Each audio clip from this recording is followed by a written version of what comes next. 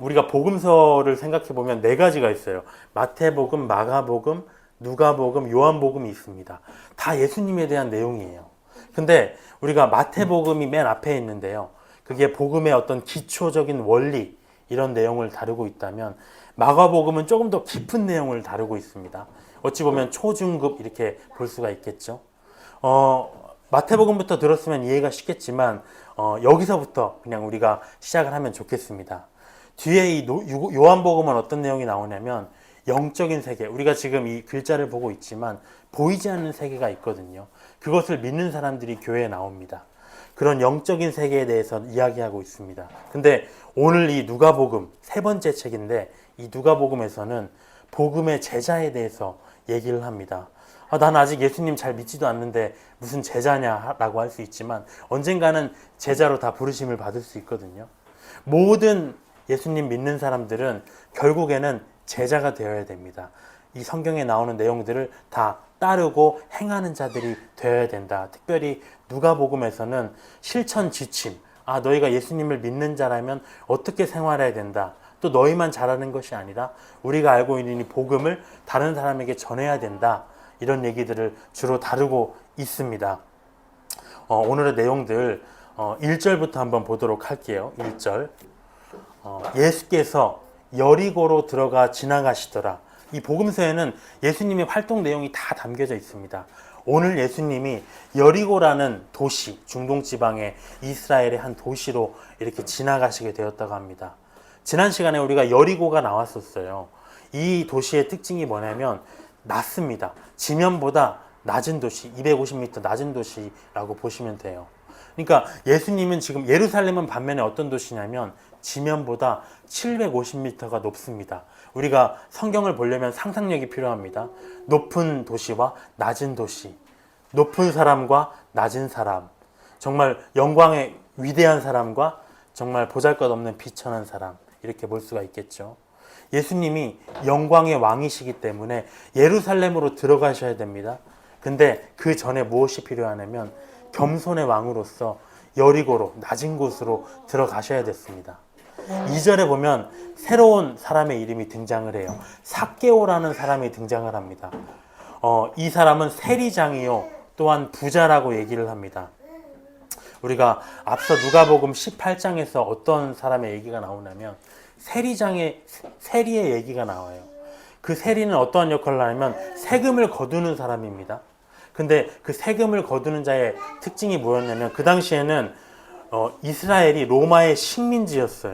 그래서 이스라엘의 세금을 다 거두어 가지고 이 세리가 그 로마에 바치는 민족의 반역자였습니다. 근데 바칠 뿐만 아니라 그 중간에 자기들이 돈을 빼들리기도 했어요. 죄인들이었습니다. 악한 사람들이었어요. 그 18장의 세리가 하나님 앞에 교회에 나와서 나는 나쁜 사람인데 하늘을 우러러보지도 못하고 가슴을 치면서 나는 죄인입니다. 이렇게 기도했다는 얘기가 나와요. 근데 오늘 이 삭개오도 세리였습니다.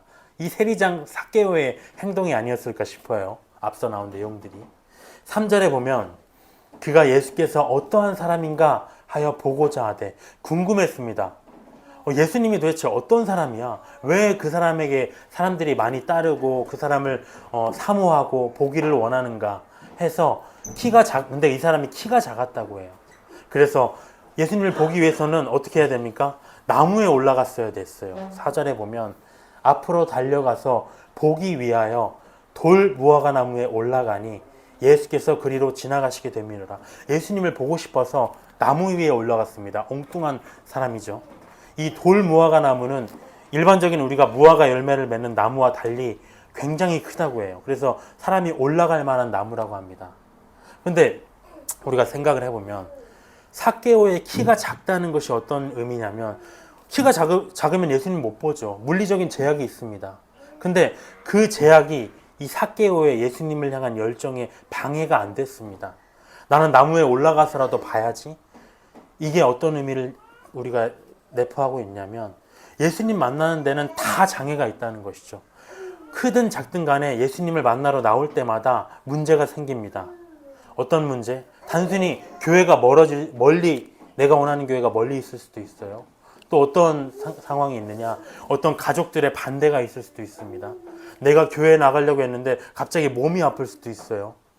또 어떤 일, 나는 주일에 예배를 드려야 되는데 사실 먹고 사는 것도 급해. 그래서 일을 나가야 될 수도 있습니다. 근데 또 어떤 나라, 어떤 민족 가운데에서는 예수님 믿으려고 교회 나오려고 하면 목숨을 걸어야 되는 나라들도 있어요. 다 장애가 있습니다. 오늘 이 삭개오의 장애물은 뭐냐면 키가 작았어요. 예수님이 보이지 않았어요. 근데 중요한 건 뭐냐면 나의 의지라는 것입니다. 내가 의지가 있으면 나무 위에 지금 올라갔잖아요. 길은 분명히 있어요. 내가 예수님을 만나러 가야지, 교회 나가야지 하면 지혜가 주어지고요. 상황이 열립니다. 예수님이 우리 죄를 위해서 십자가에서 죽으셨다고 해요. 근데 우리가 그 죽으심으로 인해서 천국을 상속받을 수 있게 되었는데 그 정도의 최소한의 노력은 해야 되지 않겠나. 5절에 보면 예수께서 그곳에 이르사 쳐다보시고 이르시되, 예수님이 삭개오 나무 위에 올라가 있는 사람을 봤어요. 속히 내려와라. 내가 오늘 너의 집에 같이 유하여야 되겠다. 6절에 급히 내려와서 즐거워하며 영접했다고 합니다. 교회뿐만 아니라 우리가 예수님과 동행하고 있다면 가정이든 직장이든 그곳이 바로 예수님의 집이에요. 근데 우리가 예수님과 함께 있는 이 삭개오는 즐거워했다고 합니다. 우리도 교회 다니고 예수님 믿고 있는데 매일 일상 속에서 즐거움을 누리고 있으신가요? 예수님이 나무 위에 올라가 있는 삭개오를 보시고 내려와라 했어요. 높은 나무에 오르는 것으로 예수님의 이목은 끌었습니다. 근데 계속 높은 곳에 있으면 예수님을 만날 수가 없어요. 내려와야 같이 이렇게 옆자리에 앉아야 우리가 예수님을 볼 수 있는 거잖아요. 왜냐하면 아까 우리가 여리고 얘기도 했는데 예수님은 낮은 곳에 계십니다. 높은 곳에 있지 않아요. 잘 나가는 사람들과 있지 않아요. 우리의 예수님은 그분의 어떤 사명이기도 하고요. 근데 그곳에 예수님이 계시기 때문에 우리 믿는 자들, 다른 사람을 전도해야 될 사명이 있는 제자들도 그곳에 있어야 됩니다. 예수님은 낮은 곳에 계세요. 예수님이 마가복음 1장 13절에는 들짐승들과 함께 계셨다는 얘기가 나오거든요. 정말 들짐승, 짐승이라고 하면 사람도 짐승 같은 사람이 있어요. 정말 짐승 같은 죄 속에서 살아가는 사람들. 근데 그곳에 예수님이 계십니다. 또 가난한 자들과 함께 하시고요. 병든 자들과 고아와 과부와 나그네와 제 아이처럼 발달이 느린 저런 장애아들과 낮은 곳에 어려움이 처한 자들과 함께 계십니다. 거기에 예수님을 사모하는 영혼들이 있거든요. 근데 반면에 높은 곳에는 누가 있냐면 공중에 새들이 있어요. 새라고 하면 우리가 사탄의 성경에서 비유를 합니다. 또 사탄에 대해서 우리가 잘 알고 계신지 모르겠지만 이사야서 14장에 보면은 사탄의 실체에 대해서 나옵니다.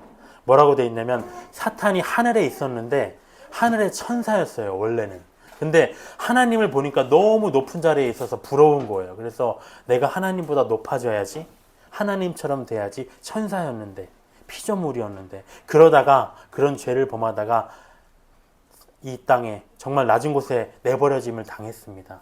높은 곳에 우리가 있는 자리가 아니라는 것이죠. 또 바리새인과 서기관들의 얘기들, 회당의 높은 자리, 잔치의 윗자리에 앉기를 원하는 자들이 있습니다. 그러니까 예수님은 너희 제자들이 나와 함께 낮은 곳에 좀 있으라 얘기를 하셨습니다. 7절에 그 모습을 사람들이 보고 수군거려 이르되, 저가 죄인의 집, 세리, 우리 민족을 위해서 세금을 거두어서 민족의 반역자로서 로마에 갖다 바치고 이런 죄인의 집에 들어가네. 왜 예수라는 사람이 저런 자기가 메시아라고 하는, 구원자라고 하는 사람이, 신이라고 하는 사람이 죄인들과 함께 어울리는가? 8절에 삭개오가 서서 주께 여짜오되, 주여 보시옵소서, 내 소유의 절반을 가난한 자들에게 주겠사오며 만일 누구의 것을 속여 빼앗은 일이 있으면 4배나 갚겠습니다 합니다. 예수님이 원하신 게 아니에요. 삭개오는 죄인이었는데 예수님을 만나고 어떠한 결단을 하냐면, 내가 불법으로 벌어들인 거 이거 다 나눠주겠습니다. 절반을. 또 절반은 어떻게 되느냐, 내가 속여서 빼앗은 자들이 있는데 그들에게 4배로 배상하겠습니다. 예수님 믿으니까 강요하지도 않았는데 자기의 죄에 대해서 회개가 나왔다는 것이죠. 예수님과 함께 하면서 그분의 빛 안에서 자기의 어둠이 발견이 됐습니다. 자기 죄를 회개할 뿐만 아니라 회개의 증표, 열매가 나타나서 내가 가진 거 다 나눠줘야 되겠다 이런 결심을 했어요. 죄인인 삭개오를 높은 곳에 있게 했던 게 무엇이냐면 돈이었다는 거죠. 결국에는 내가 돈 잘 버니까 그동안 그냥 뭐 사람들이 욕하든 말든 나는 그냥 내 멋대로 살아간다 하다가 그 마음속에 무언가 공허함이 있었다는 것이죠. 근데 예수님을 보고 바로 그 앞에 나아갔습니다. 9절에 예수께서 이르시되 오늘 구원이 이 세리의 집에, 죄인의 집에 이르렀으니 이 사람도 아브라함의 자손이다. 인자가 온 것은 잃어버린 자를 구원하려 함이니라. 잃어버린 자, 아직 예수님을 믿지 않는 자들을 구원하기 위해서 오셨다고 합니다. 두 번째, 첫 번째 메시지가 그러니까 제자들이라면 낮은 곳에 있으라 라고 얘기하는 것이라면, 두 번째 11절에 그들이 이 말씀을 듣고 있을 때 비유를 더하여 말씀하시니 이는 자기가 예루살렘에 가까이 오셨고 그들은 하나님의 나라가 당장에 나타날 줄로 생각함이더라. 방금 10절에서 예수님이 구원을 얘기하셨어요. 그러니까 사람들이 메시아가 이제 구원할 때가 왔구나, 이 땅에서 천국이 시작될 때가 왔구나라고 생각을 했다는 거죠. 그런데 예수님이 그건 아니다 그러면서 먼 나라에 간 왕의 비유를 말씀하십니다. 내가 왕권을 가지고 이 땅에 임할 날이 아직 멀리 있는데 그동안 너희 제자들이 해야 할 일이 있다는 겁니다. 예수님은 다시 오실 거거든요.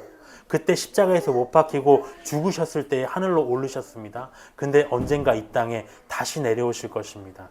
12절에 그 비유를 하고 있는 거예요. 어떤 귀인은 예수님입니다. 귀한 분. 그분이 왕위를 받아가지고 오려고 먼 나라 하늘로 지금 올라가셔서 계십니다. 그 종, 예수님의 종은 누구냐면 우리들이에요. 먼저 믿은 자들. 그들을 불러서 10명을 불러서 열 문화를 줬습니다. 열 문화는 단위를 말합니다. 열 문화는 뭐냐면 우리가 성경에서 달란트가 나와요. 달란트는 우리가 60달란트인가요? 60달란트가 한 문화라고 해요. 한 문화가. 그리고 근데 우리가 그 데나리온도 있습니다. 데나리온은 뭐냐면 그보다 더 그 작은 가치입니다. 그러니까 열 문화라는 거는 그 중간의 단위인데 굉장히 큰 돈이에요. 한 데나리온은 우리가 노동자의 하루 품삯이라고 치면은 열 문화는 한 문화는 100 데나리온이거든요. 엄청나게 큰 돈 단위입니다. 그것을 주면서 내가 돌아올 때까지 장사해라 하십니다. 이 장사가 무슨 얘기냐? 종은 제자들이잖아요. 그러니까 제자들에게 그 문화라고 하면 우리가 은사라고 보시면 돼요. 여기 지금 찬양하시는 분도 계시고요. 저는 말씀을 전하고 있는데 각자에게 은사라고 합니다.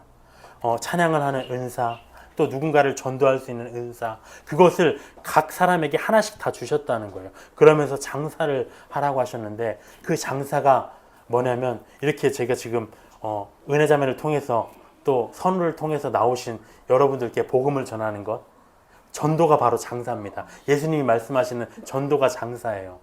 뭔가를 남기길 바라셨다는 거죠. 예수님께서 14절에 보면 그런데 그 백성이 그를 미워하여 사자를 뒤로 보내어 이르되 우리는 이 사람이 우리의 왕됨을 원치 아니하나이다 얘기합니다. 이것은 종하고 다른 부류입니다. 또 다른 부류 누구냐면 예수님이 통치하시는 나라 다시 안 왔으면 좋겠어요. 나는 이 나라가 좋아. 왜 예수님이 이 땅을 통치하셔야 돼? 근데 믿는 자들 중에도 이러한 자들이 있을 수 있다는 것. 예수님이 통치하시는 나라를 원치 않는 자들이 있었습니다. 15절에 귀인이 왕위를 받아가지고 돌아옵니다. 장차 일어날 일이에요. 예수님이 다시 오셨을 때 어떠한 일을 하실 거냐면 은화를 준 종들이 우리가 각각 어떻게 장사하였는지를 알고자 해서 그들을 부르신다고 합니다. 우리를 다 부르실 겁니다. 우리도 이 날을 두려워야 돼요. 만약에 우리가 교회라고 시작을 했는데 사람들이 안 온다. 그러니까 오늘 지금 여러분들이 오신 것은 우리 입장에서는 장사가 성공한 거예요. 많이 와주세요. 장사가 성공해야 됩니다. 근데 만약에 한 명도 우리가 장사를 열매를 맺지 못했다 그러면 어떠한 결과가 벌어진지 여기 뒤에 나옵니다. 16절에 보면 첫째가 나와 이르되 주인이여 당신이 준 한 문화로 우리는 10문화를 남겼습니다. 얼마나 자랑스러웠겠어요. 10배의 전도를 했다는 겁니다. 17절에 주인이 이르되 잘하였다 착한 종이여 네가 지극히 작은 것에 충성하였으니 10고을 권세를 차지하라. 예수님이 이 땅에 다시 오실 때 이 땅에서 천국이 시작돼요. 근데 그때 각 종들마다 자기가 행한 대로 고을의 지배권을 받습니다. 우리도 어떠한 여기 송파구일 수도 있고요. 각자 우리의 종들이 한 만큼 다 이 땅을 통치할 그 권세를 받습니다. 18절에 그 둘째가 와서 이르되 저는 한 문화로 5문화를 남겼습니다. 5배도 잘한 일이지요. 그래서 5고을을 맡겼습니다. 각 종들이 왕에게 자기가 한 사역 결과를 보고를 했어요. 저는 이만큼 전도했는데요.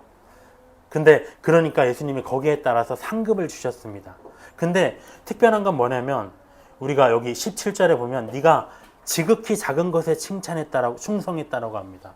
너무 인색한 거 아닌가. 10배를 남겼으면 너무 잘한 거잖아요. 너 너무 잘했다 이렇게 얘기 안 하시고요. 너 정말 작은 것에 충성 잘했다라고 얘기하셨습니다.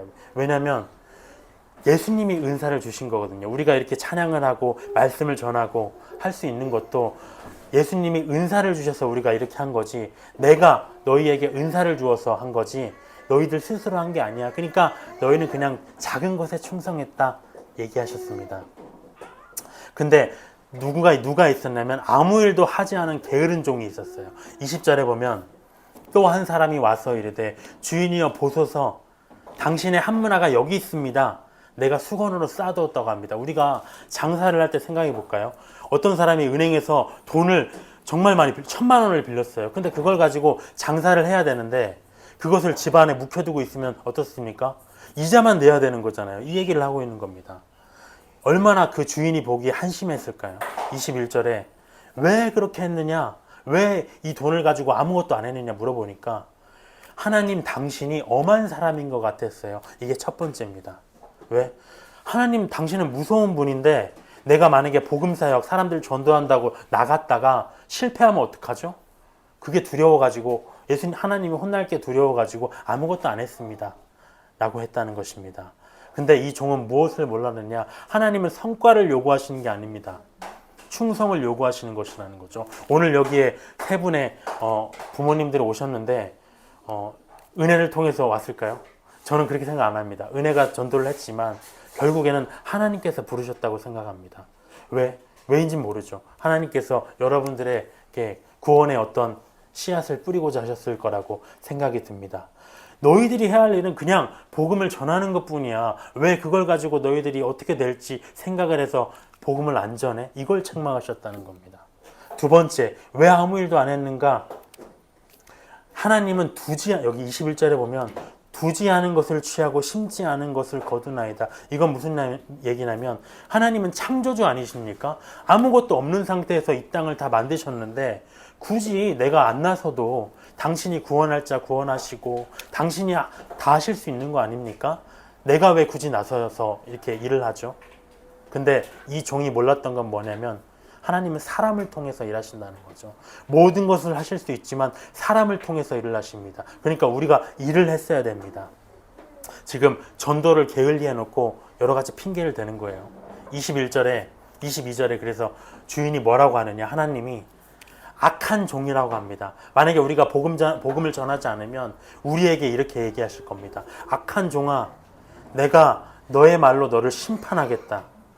너는 내가 두지 않은 것을 취하고 심지 않은 것을 거두는 엄한 사람인 줄로 알았느냐? 그러면 어찌하여 내 돈을 은행에 맡기지 아니하느냐? 그리하였으면 내가 와서 이자와 함께 그 돈을 찾았을 것이다. 이 얘기는 뭐냐면 차라리 내가 준 돈을 그러면 은행이라도 맡겨놓지 그러면 이자라도 받았을 것 아니냐? 왜 네가 나의 은사를 가져가서 한 사람도 전도를 하지 않느냐? 너는 쓸모없는 제자다. 나에게 손해를 입히는 제자다. 얘기하는 겁니다. 만약에 우리가 전도하지 않으면 그러한 평가를 받겠죠. 24절에 곁에 섰는 자들에게 이르되 그 한 문화를 그 사람이 아무 일도 안 하는 그 종이 갖고 있는 하나를 뺏어서 다른 사람에게 줘라. 10문화 있는 자에게 줘라. 전도 잘하는 사람에게 줘라. 그들이 이르되 주여 그에게 이미 10문화가 있는데요. 주인이 이르되 내가 너희에게 말하노니 있는 자는 받을 것이요 없는 자는 있는 것도 빼앗을 것이다. 우리가 만약에 이러한 정말 설교를 할 수 있는 은사, 찬양할 수 있는 은사, 전도할 수 있는 은사를 가지고 아무것도 안 하고 있다면 너희들은 그것마저도 못해. 그걸 빼앗아 가서 전도 잘하는 다른 사람에게 주신다는 겁니다. 그래서 우리가 길거리에 보면 전도하러 다니는 할머니들이 많이 있어요. 그냥 리어카 하나 끌고 이렇게 다니시면서 유모차 같은 거 하나 끌고 다니시면서 전도하러 다니시잖아요. 왜냐? 그분 각자가 자기의 몫을 하고 있는 겁니다. 그분들을 봤을 때 박대하지 않기를 바랍니다. 그냥 전단지 받아주세요. 27절에 그리고 내가 왕됨을 원하지 아니하던 저 원수들을 이리로 끌어내다 내 앞에서 죽여라.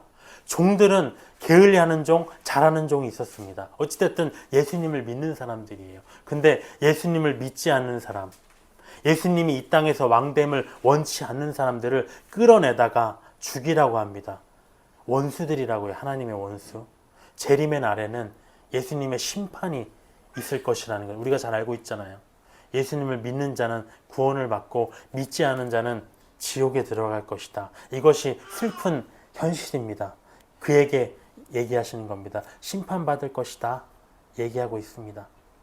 28절에 그래서 두 번째가 너희들은 내가 준 은사를 가지고 전도해야 된다 이 얘기를 하셨다면, 세 번째 28절에 예수께서 이 말씀을 하시고 예루살렘을 향하여 앞서서 가시더라.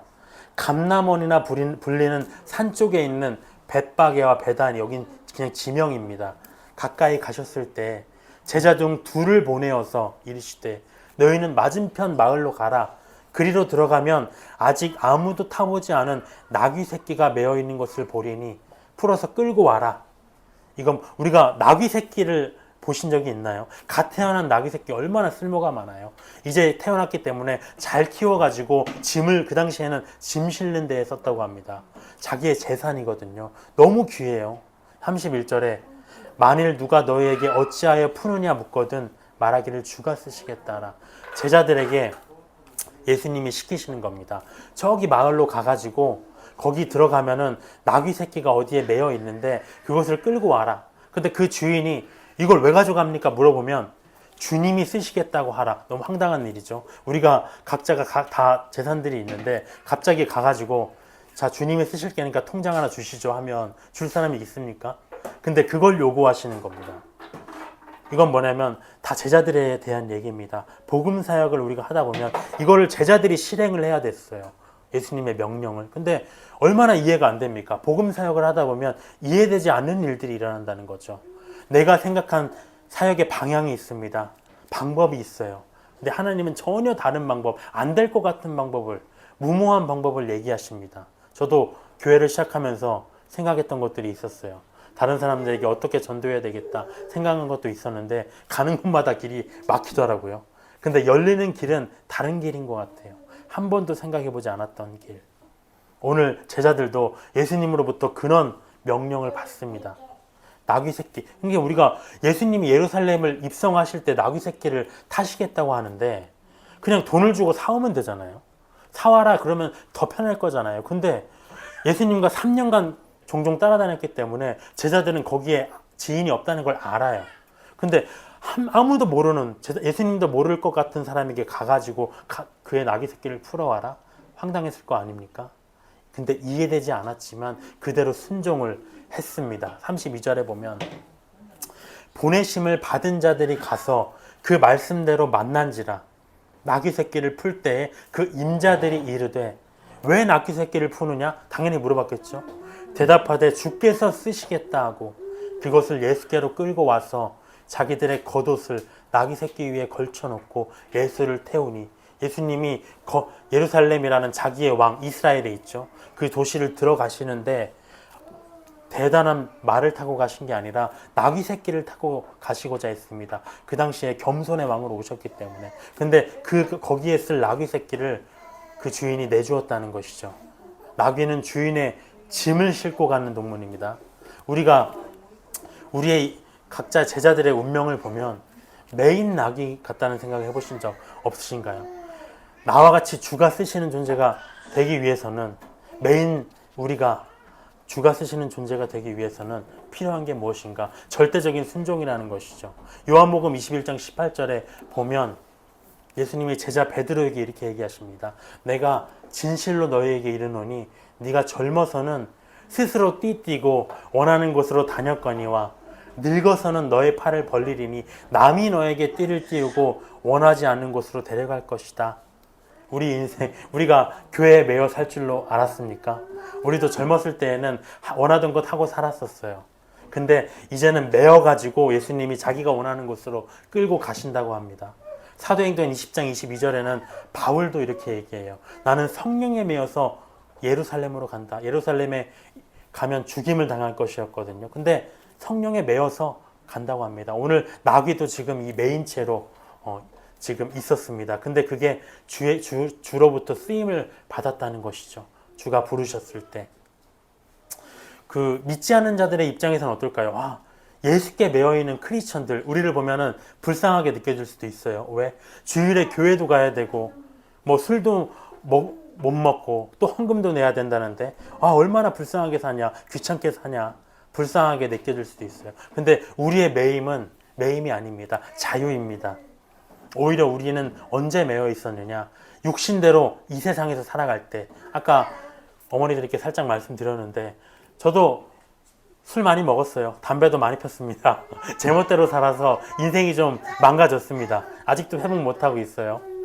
근데 그때 우린 자유를 얻었던 것 같았지만 우리의 삶은 사실 육신의 노예였었거든요. 근데 지금에서야 비로소 자유를 누립니다. 오늘 나귀 새끼를 또 풀어준 이 이름 없는 주인을 한번 볼까요?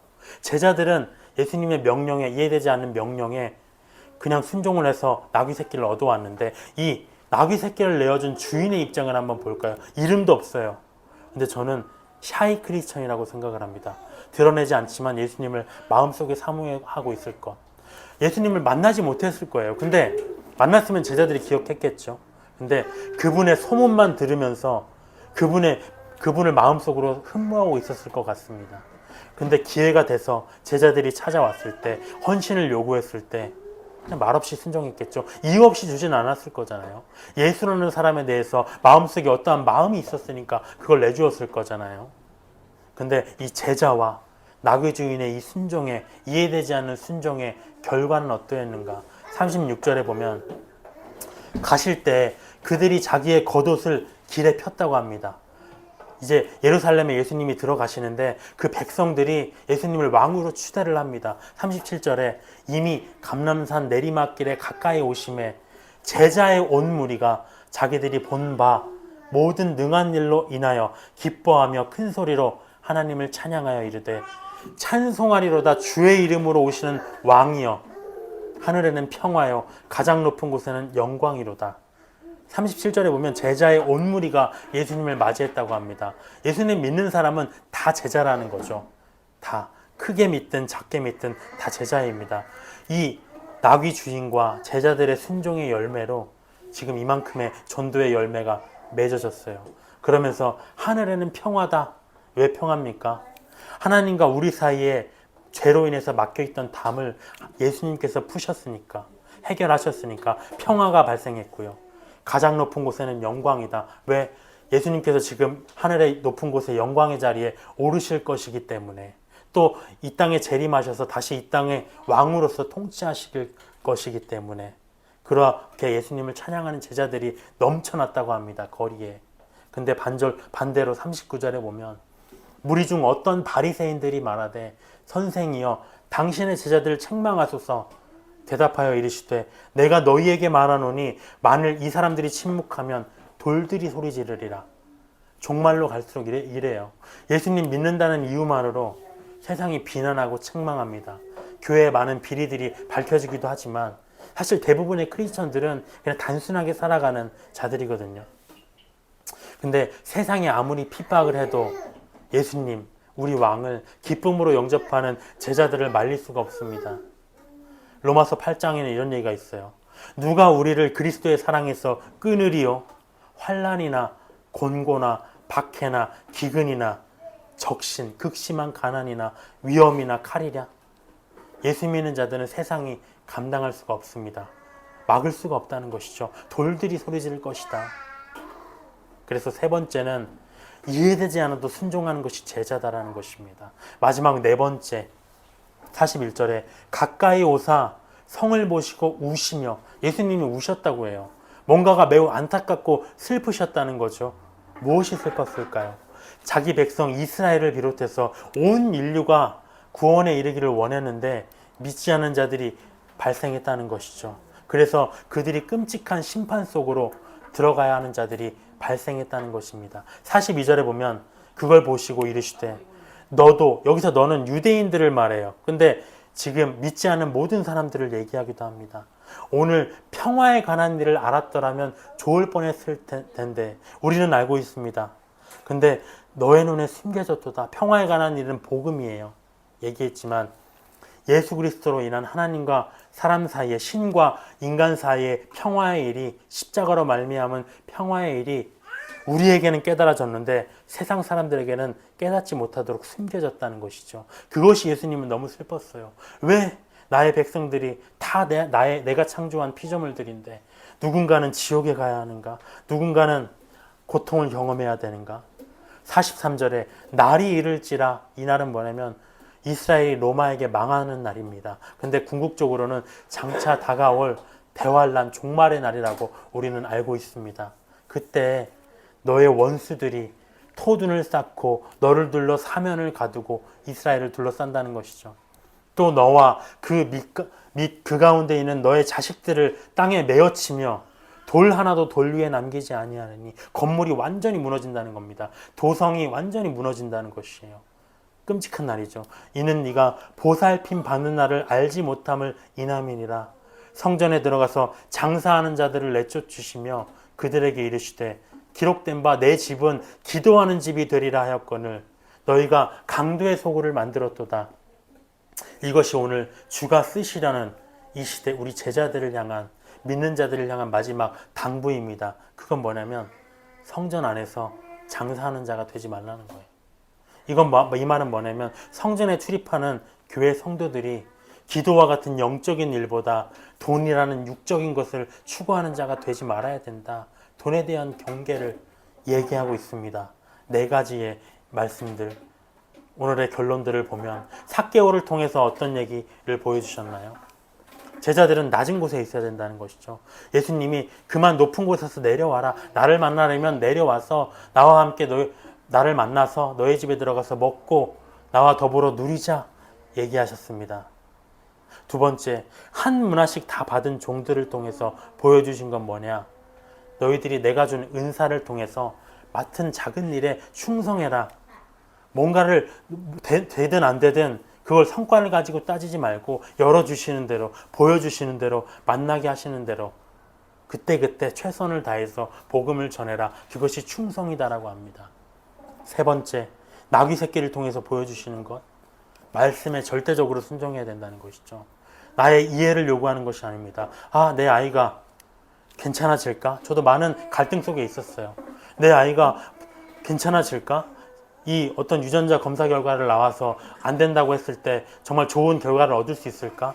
하지만 벌써 아까 우리가 와니 어머니의 얘기를 들었지만 원래는 그렇게 되지 않는다고 했거든요. 그만큼 애가 회복될 수 없다고 들었다고 합니다. 근데 지금 어떻게 됐나요?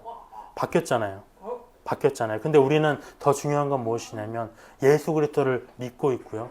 말씀을 알고 있다. 말씀에서는 뭐라고 합니까? 믿는 자에게는 능치 못하는 일이 없다고 합니다. 우리는 그 말씀에 이해되지 않아도 절대적으로 순종해야 됩니다. 성경은 내 생각은 너희의 생각과 다르다. 하나님이 말씀하십니다. 내 길은 너희 길과 다르다. 하늘이 땅보다 높음 같이 나의 길은 너희의 길, 네가 생각하는 것보다 높고 내 생각은 너희의 생각보다 높다라고 얘기하십니다. 당장은 좋아 보이지 않아요. 그렇지만 우리를 향하신 선하신 하나님의 계획과 생각은 언제나 평안이요 재앙이 아니다. 미래와 희망을 주는 것이다. 성경에서 얘기하고 있습니다. 평안이 아니고 평안이요 재앙이 아니고 미래와 희망을 주는 것이라고 명확히 나와 있습니다. 그리고 마지막 메시지, 장사하는 자들을 통해서 보여주시는 것. 제자들은 돈에 목매서는 안 된다는 것이죠. 참 어렵죠. 육신의 삶은 어떻게 하라고, 먹고 사는 건 누가 하늘에서 떨어지나? 하지만 그것을 예수님이 말씀하시잖아요. 내가 하늘에 나는 새들도 먹이는데 길가에 피어있는 들풀들도 내가 가꾸는데 하물며 내가 사랑하는 너희일까 보냐? 염려하지 말라라고 얘기하십니다. 육신의 삶은, 돈의 삶은 영적인 삶과 대적되기 때문에 불의의 세계에 속한 재물은 복음의 친구를 사귀는 데만 사용돼야 됩니다. 오늘의 이 내용들을 기억하시면서 우리가 소망을 가지면서 기도로 마치도록 하겠습니다. 주님 감사합니다. 오늘 이렇게 함께 예배드릴 수 있게 해주시면 감사드립니다. 우리에게는 미래와 희망이 필요합니다. 우리의 상황들을 살펴보면 더 이상 나아질 길이 없어 보이고 우리의 현실을 보면 정말 돌파할 길이 보이지 않고 막다른 길에 서 있는 것 같고 혼자 있을 때에 시시때때로 마음이 답답하고 괴롭고 목숨을 정말 내던지고 싶을 때도 많습니다. 하지만 우리 아이들을 위해서 우리는 끝까지 포기할 수 없습니다. 주께서 주신 우리 태의 상급, 태의 열매인 아이들을 위해서 우리 어머니들이 먼저 예수 그리스도를 영접하기 원합니다. 그것은 간단합니다. 예수께서 죽으시고 우리 죄를 위해 죽으시고 또 우리 죄를 위해서 다시 사셨다는 것, 우리가 그것을 믿으면 장차 주님이 예비하신 천국에 들어갈 것이라는 것, 그 하나를 믿는 것이 바로 복음입니다. 그 안에서 우리가 소망을 얻을 수 있도록 우리의 마음을 움직여 주시고 우리의 믿음을 이끌어 주시옵소서. 이 시간에 예배에 참석한 모든 자들을 주께서 축복하여 주시옵소서. 예수 그리스도 이름으로 기도드렸습니다. 아멘.